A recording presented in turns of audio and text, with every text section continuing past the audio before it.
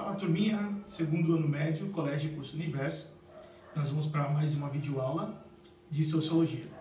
E para você que não é estudante do Colégio Curso Universo, se inscreve aí no canal da escola, para você também poder estar participando aí das aulas junto conosco, tá bom?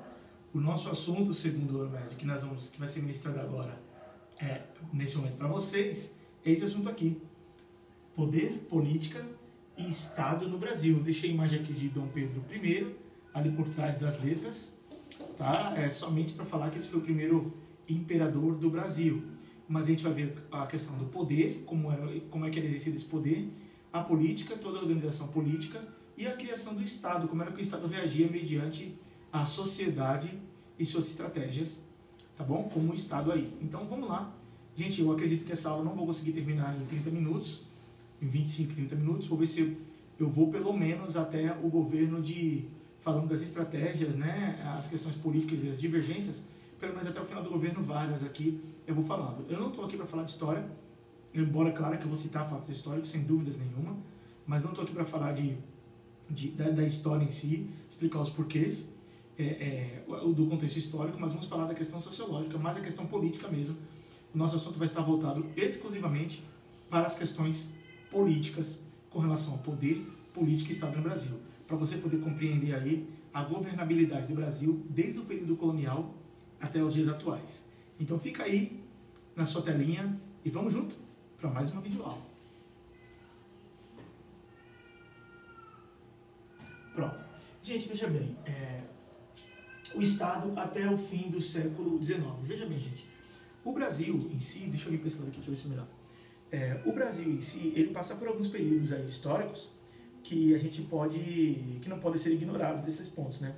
Então, assim, para a gente começar entendendo, o Brasil no período de 1500, é considerado aqui pela sociologia, a nossa análise aqui, de 1500 até 1822, nós vamos ver isso como período colonial. Embora, quando a gente vai dividir isso na questão da história, nós vamos colocar o período pré-colonial, que é de 1500 a 1530, chamado de pré-colonial porque não houve povoamento dos portugueses aqui, houve somente extração do pau-brasil. Mas isso não quer dizer que o Brasil não era colônia de Portugal nesse período. Então nós vamos chamar de período colonial de 1500 até 1822, o Brasil era uma colônia de Portugal. Embora, gente, dentro desses períodos, o professor Pedro depois vai explicar para vocês com mais exatidão, né, o professor de História do Brasil Pedro, que dentro desse período você vai ver o período joanino, nós vamos ver o período joanino que vai de 1808, né, até 1822, esses pormenores aí a gente deixa para cá com a história. E o período imperial, que vai de 1822 e vai até 1889, até o dia 7 de setembro de 1822, até o dia 15 de novembro de 1889. É assim que a gente vai se dividindo a história, e nós vamos chamar de período imperial. Embora esse período imperial ele divide-se, né, em primeiro reinado, período regencial, que também é dentro do império, e o período e o segundo reinado, que é de 1840 até o dia 15 de novembro de 1889, tá bom? Mas nós vamos ver até o período republicano aí, até a República Velha, vamos ver essas questões todas, tá bom? Então, dividir um pouquinho a história, e a República, 1500 a 1530, chama-se a República Velha, né? Embora dentro dessa República também divide-se a República de Espada e a República Oligárquica, que nós vamos estar vendo aqui as suas características, e também de 1930 até 1945, nós vamos ver a Era Vargas, e de 1900 a partir de Juscelino Kubitschek, a partir de Vargas, de 51 até 64, aí a gente pode considerar também que foi o período populista até a ditadura militar em 1964. Então eu dividi esses períodos aqui só para a gente poder entender bem, para você que está na sua casa que vai fazer o Enem, isso é muito importante, ou a prova do SSA, isso é extremamente importante, tá bom? Para você se basear um pouquinho na história. Então eu vou começar falando aqui, mas eu separei aqui nos slides tudo direitinho. Vamos começar falando aqui então, segundo ano médio, de 1500 até 1822, para a gente poder entender como é que é. Então vamos lá, vamos conhecer aqui. Nesse período aqui que nós estamos falando, eu vou vir um pouquinho mais para cá, para ser um pouquinho do Dom João VI, né? Ali para sair da frente dele. Nesse período que nós estamos falando aqui, entre 1500 e 1822, o Brasil, como era colônia, então todas as decisões políticas estavam nas mãos do soberano absolutista de Portugal, que era Dom João VI. É claro que o absolutismo em si ele já estava perdendo força, mas isso é uma outra história.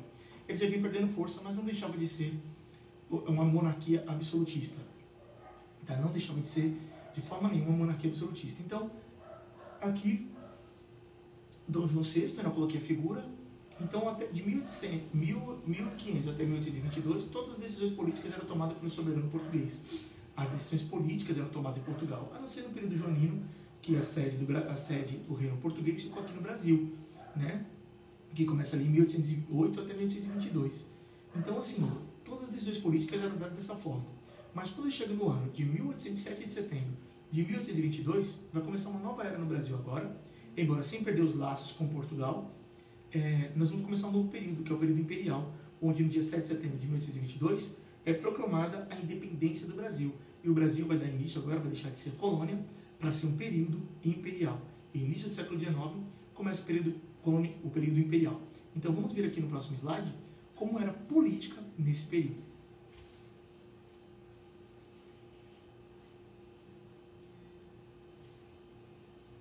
Pronto, então eu mostro aqui para vocês duas imagens, né? Uma imagem de Dom Pedro I e a imagem do seu filho Dom Pedro II, que foram os dois imperadores do Brasil.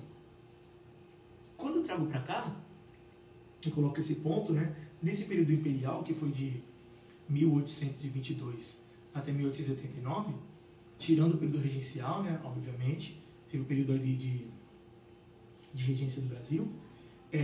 Enquanto no período imperial, os dois imperadores, a política do Brasil ela foi constituída por 4 poderes, né? Embora a primeira Constituição do Brasil foi feita no ano de 1824, considerada uma Constituição outorgada, imposta por Dom Pedro I e mais 10 homens que formavam seu Conselho de Estado. Eles formam aí, ela é colocada em prática em 1824, uma Constituição outorgada, ou seja, uma Constituição imposta por Dom Pedro I e dividia-se em 4 poderes. O primeiro poder, que era o poder executivo, exercido pelo próprio imperador, que governava o Brasil. O segundo poder, o legislativo, que era formado pela Câmara dos Deputados e o Senado. E o terceiro poder, o poder judiciário, que era dos juízes, que fazia o julgamento das leis. Sendo que tinha o quarto poder, que era o poder moderador, que poderia interferir nos outros 3, tanto no executivo, dele mesmo, legislativo e judiciário, que, na verdade, dava a Dom Pedro I poderes absolutistas, tá bom? Embora era uma Constituição liberal, mas a Constituição liberal mantinha a escravidão no Brasil, né? Ou seja, todos os homens são iguais perante a lei, mas mantinha a escravidão. Por quê? Eu acredito que porque os políticos naquela época acreditavam que, lamentavelmente, que o escravo, antes de ser homem, era uma propriedade do seu senhor, o que isso é pleno absurdo, tá bom? O escravo era um homem do mesmo jeito que era oprimido e escravizado por outro homem. Então, antes, não deveria nem ser propriedade de ninguém. O homem deveria ser livre, tá bom? Então, a Constituição do Brasil liberal, mas mantinha aí, lamentavelmente, uma escravidão. Então, para vocês verem aí como começa a formar, a política no Brasil já começa a formar um pouco perdida, né? Uma Constituição bem, no mínimo, estranha, tá bom? Eu dou esse tempinho para vocês copiarem, né? Assim, pausarem aí e copiarem. E vamos prosseguir, então. Vamos prosseguir. Pronto. A gente vem aqui, gente, é uma imagem que eu gosto muito de mostrar, de falar sobre ela. Eu acho essa imagem muito bela, né? Embora não foi exatamente assim que aconteceu a proclamação da República no dia 15 de novembro de 1889, no Paço Imperial, ali no Rio de Janeiro, tá bom? Então aqui a gente vê uma imagem da proclamação da República. Gente, a proclamação da República, quando o Brasil deixa de ser império e passa a ser uma república, é um pouco também curioso, por quê? Porque foi feita por um grupo de militares, tá bom? Um grupo de militares, o primeiro presidente foi o alagoano Marechal Deodoro da Fonseca, que era do Exército, ele era amigo pessoal do imperador Dom Pedro II, e é feita essa cúpula. O Exército Brasileiro ele começa a ganhar força a partir aí da Guerra do Paraguai, onde o Exército ele começa a ganhar força, ganhar forma, e querer exigir agora poderes políticos. Essa proclamação da República foi feita por uma minoria de grandes proprietários de terras, né, aqueles que se beneficiaram muito com o Império, com o governo de Dom Pedro II. Eles se beneficiaram bastante, mas porém, como eles já observavam que o período imperial, né, Dom Pedro II e o seu governo, a monarquia, já não atendia mais as necessidades dessa classe, já está havendo algumas divergências. A partir do momento que essa classe, esse grupo de pessoas que ajudaram a manter durante tanto tempo o Império, agora se volta justamente contra ele. E junto com esses militares, ajuda a dar o golpe e tirar a monarquia. Então, assim, o que chama muita atenção também, gente, é que o povo não teve participação nenhuma nessa colocação, na proclamação da República. Engraçado é que um jornalista da época chamado Aristides Lobo, ele disse que esse fato que está acontecendo aqui atrás de mim, que aconteceu atrás de mim, que o povo assistiu bestializado a derrubada do Império e a instalação de uma nova política, a República. Ou seja, o povo não tinha nada a ver. Foi feito por um grupo de elites, né, junto com a cúpula do exército, que deu esse golpe e tirou o Império e começou aí uma república. Tá bom? Então foi uma minoria. O povo não teve nenhuma participação e muito mal estava sabendo do que estava acontecendo. Então, Dom Pedro II ele é aí exilado, né, na França, e aí começa a nova fase agora, o período chamado a República do Brasil. Aí vamos ver agora a República Velha, tá bom?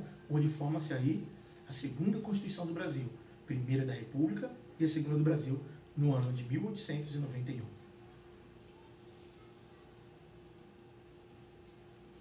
Pronto, então eu trago aqui para vocês, né, a República Federativa.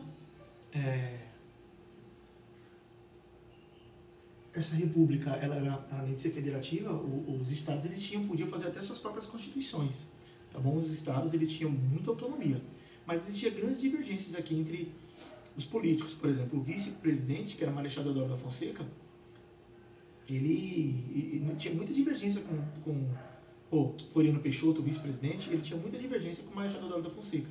Tanto é que ele foi colocado como ditador, mas o primeiro ditador do Brasil foi Floriano Peixoto, porque Marechal Deodoro da Fonseca ele renuncia com menos da metade do tempo para evitar com que Floriano Peixoto, seu vice, que ele era contra, pudesse assumir, mas Floriano Peixoto passou por cima da Constituição e colocou uma ditadura, né? Governou de uma forma... Tanto é que ele nunca assinou como presidente da República mesmo, né? Ele era o vice e acabou ficando, porque a Constituição dizia, se fosse com menos de 2 anos que ele renunciou, não pode ser considerado um ditador, porque o ditador não renuncia e ele acabou renunciando, teria que ter novas eleições. Mas Floriano Peixoto ele renunciou justamente também para que o vice dele, Floriano Peixoto, não assumisse. Mas Floriano Peixoto assumiu e deu cabo do seu governo. Ele exigiu isso e nunca assinou como presidente mesmo, né, em exercício, porque ele não foi eleito. Tinha que ter tido novas eleições e não aconteceu. Então começa aí um novo sistema. É claro que existiam divergências enormes. A gente vai ver a revolta da Armada que acontece aí.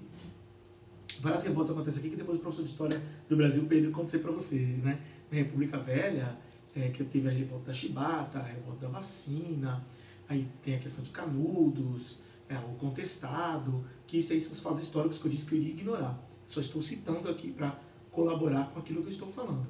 Então, teve a primeira da revolta da Armada, que não foi no governo dele, ele acaba renunciando, que não queria uma guerra aí com a Marinha, né? A Marinha contra o Exército, né? E depois com o governo de Floriano teve também essa segunda revolta da Armada ali, e Floriano consegue ali conter essas revoltas. Mas isso é uma outra história. Então a gente vê aqui, forma-se, aí nós sabemos que os estados, né, as províncias passam a ser chamadas de estados, e essa Constituição ela era extremamente exclusiva, né, excluiu as pessoas. Não achei o nome correto, não sei se é exclusivista, não sei. Mas ela excluía, só podia votar homens maiores de 21 anos, estavam excluídas as mulheres, analfabetos, mendigos, praças, então, ou seja, menos de 10% da população tinha participação, podia votar. Isso não quer dizer que eles não votavam, até porque a Primeira República, ela caracterizou-se como a República dos Coronéis também, né? A República Velha também se caracteriza dessa forma. Com o primeiro presidente foi um militar, né? Marechal Deodoro da Fonseca, o segundo presidente Floriano Peixoto, também militar, e depois começa aí aqueles que eram civis, né? Como Prudente de Moraes, Campos Salles, Rodrigues Alves, aí vem um monte aí, né? Depois, posteriormente, vai vindo outros, Afonso Pena, enfim, isso aí depois a gente vê. Depois vocês veem isso daí, História com Pedro, tá? Mas fica dessa forma aqui, tá bom, gente? Então, esse é um assunto que não é mais um assunto de sociologia, mas essa política aqui, ela caracteriza muito mais as suas características, ela excluía as pessoas, excluía grande parte da população, das questões dos votos. E lembre-se que o voto aqui, na Primeira República, ele não era secreto. Imagina as fraudes. Vou contar para você isso nossos próximos slides.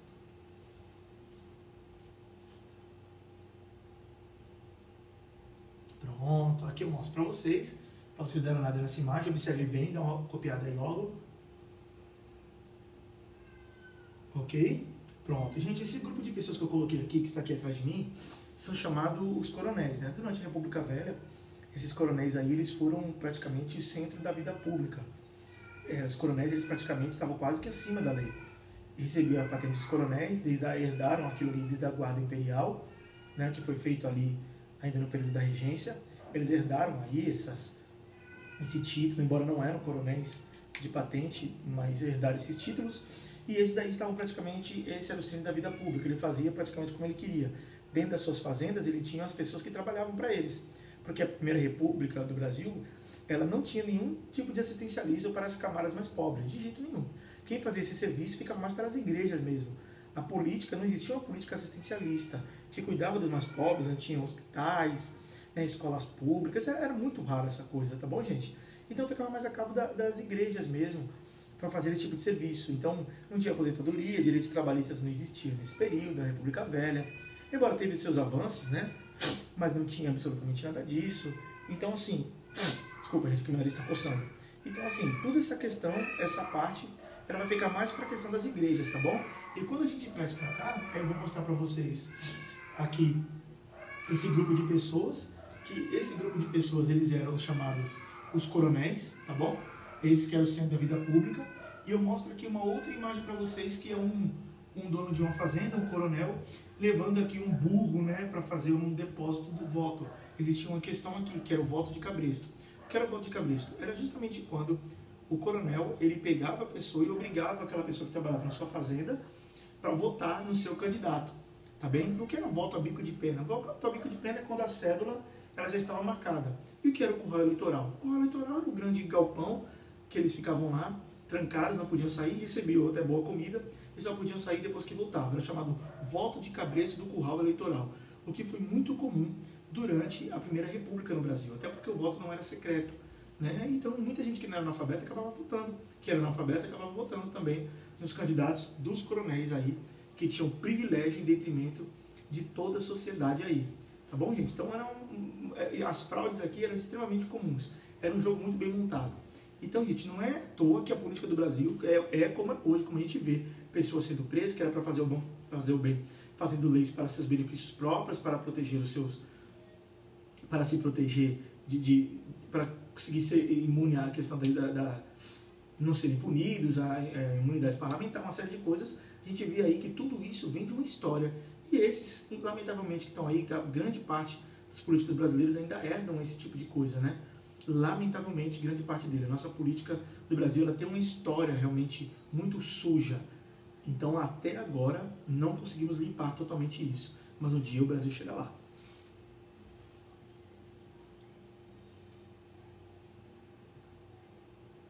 Vamos aqui, então. Aí a gente começa esse período aqui, esse presidente, que foi o presidente que passou mais tempo aí no poder, no Brasil, que está aqui atrás de mim, chama-se Getúlio Vargas, onde teve um período que ele ficou de 1930 até 1945, tá bom? Então aqui vai existir, ele vai promulgar mais duas constituições para o Brasil, né? A de 1934, né? E a de 1937, vai ser mais duas da República, então a terceira da República e a quarta do Brasil, mais duas constituições, a de 34 e a de 1937. Então seria a terceira da República, porém a quarta do Brasil. A primeira foi em 1824, né, ainda no período imperial, a segunda em 1891, ainda na República Velha, a terceira em 1934 e a quarta em 1937, duas promulgadas por Getúlio Vargas, que ficou de 1930 até 1945 de forma ininterrupta. Ele ainda volta no ano de 1951, como ele mesmo disse, nos braços do povo. Vamos conhecer aqui então algumas características dessa política aplicada no governo Vargas. Aqui eu posso falar para vocês, gente, que foi até um divisor de águas, tá bom? Aqui o Brasil começa a industrializar, o Brasil começa a ter uma identidade, né? O Brasil é um país de todos, começa a ter uma identidade, o Brasil miscigenado, uma raça miscigenada. O Brasil, deixa eu ficar aqui para não bater aqui em mim, né? Não adianta não, tá ruim mesmo. Pronto, um país miscigenado, uma mistura aí. Vamos ter agora leis trabalhistas, isso vai ficar até, vai ter a criação do Ministério do Trabalho, direito às férias remuneradas, descanso semanal, regulamentação do trabalho menor, né, o voto das mulheres, que começa aqui em 1930. Lembrando que a mulher ela começa a votar em 1930, porém teve algumas exceções, né? A primeira mulher que votou chamava-se Celina Guimarães, que foi lá em Mossoró, né? Era uma professora. No ano de 1927 ela ainda consegue votar. Então assim, se isso cair no Enem, de repente a primeira mulher que votou, sabe lá se isso cai, né? Você vai colocar aí que foi a professora Celina Guimarães lá em Mossoró, tá bom? Ela consegue votar ainda no ano de 1927. Aqui, né? Então eu coloquei para vocês que 2 golpes. Um para colocar, que foi aqui uma revolução em 1930, que quem era o presidente da República era justamente o Washington Luiz, que aí Pedro depois explica para vocês essa questão da quebra do sistema, né? Do voto do café com leite, onde ele era para ser Antônio Carlos e ele vai indicar outro paulista, que era Júlio Prestes. Júlio Prestes não chegou a tomar posse, mas aí acontece a Revolução no ano de 1930, tá bom? Vargas ele assume aí através de uma revolução, de um golpe em 1930. Aqui, gente, então, como eu disse, aqui pronto, eu tinha colocado aqui no slide. O Brasil ele passa pelas 2 constituições, que eu já tinha falado para vocês, né, de 1934 até 1937, né, que foi de características fascistas. Gente, vê só, 30 governo provisório, 34 a 37 governo constitucional, de 37 a 45 Estado Novo, ou seja, foi a ditadura de Vargas com características fascistas.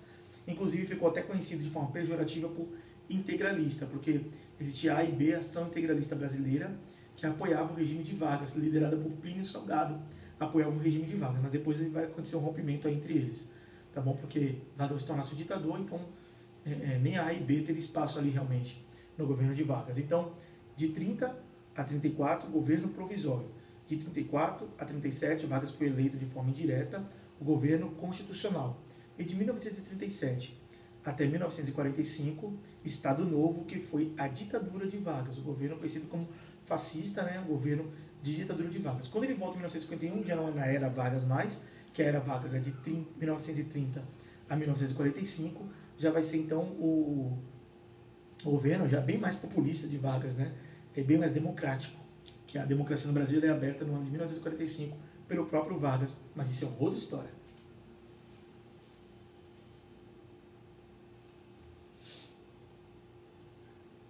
Então, aquilo que eu já falei para vocês, aqui são as fases de Getúlio Vargas, né?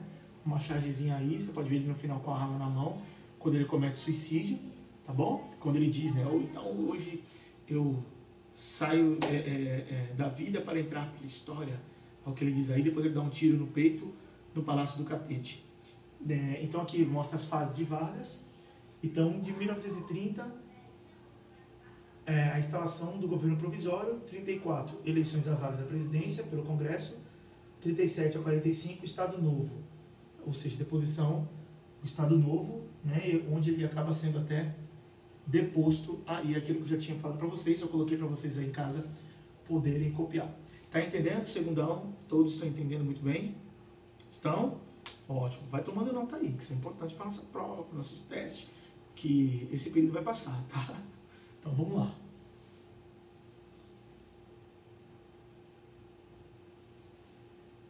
Pronto, a gente vem aqui, né? Sem perder de vista seu caráter autoritário e a repressão que desencadeou no Estado Novo. Estado Novo foi a ditadura de Vargas, né? Estado Novo, Getúlio deixou um legado de leis trabalhistas. Eu coloquei aqui uma imagem mostrando, né? O trabalhador também tem seu lugar no Estado Novo, que ficou conhecido de forma pejorativa como integralismo, né? Vocês sabem muito bem disso. De forma pejorativa, o Estado Novo foi uma ditadura de Vargas, né? Aí que aconteceu em 1937, né? Com uma desculpa aí do chamado Plano Cohen. Então, vamos lá.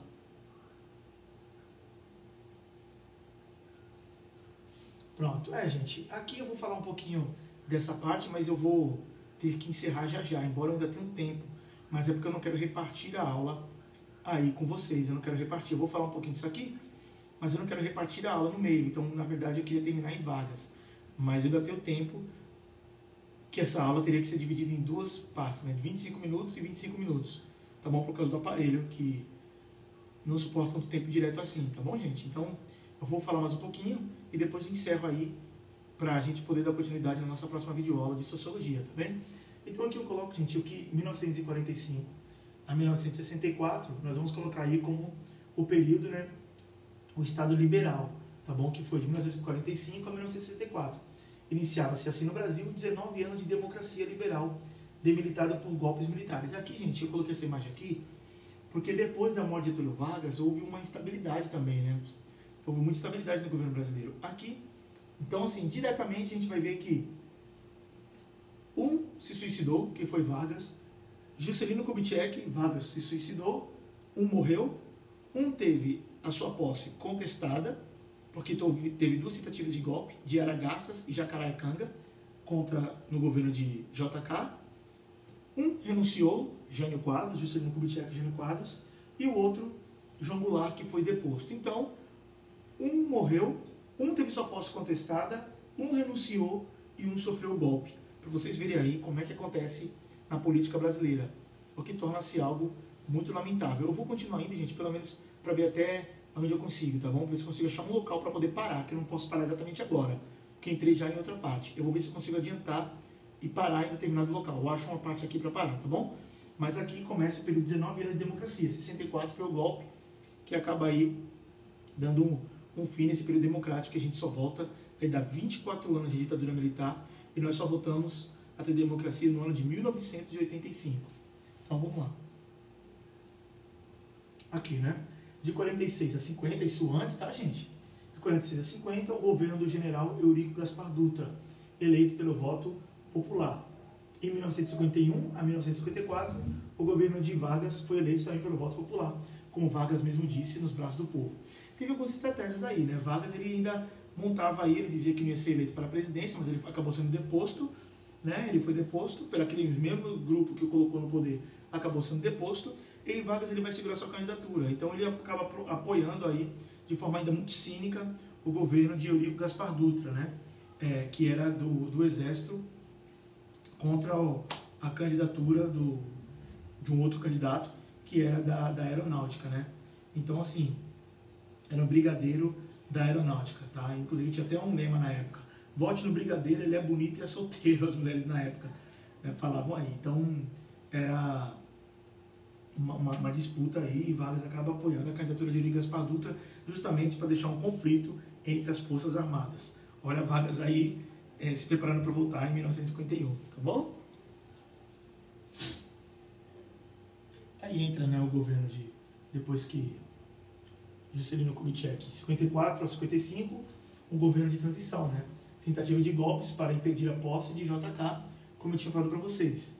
Em 56 a 60, o governo de Kubitschek foi eleito pelo voto popular, tá bom? Que está Juscelino Kubitschek, onde ele tinha aquele lema de 50 anos em 5, porque as eleições eram para 5 anos, ele dizia que iria fazer o Brasil crescer e progredir em 5 anos, o que seria em 50. Então, era a candidatura dele, tá bom?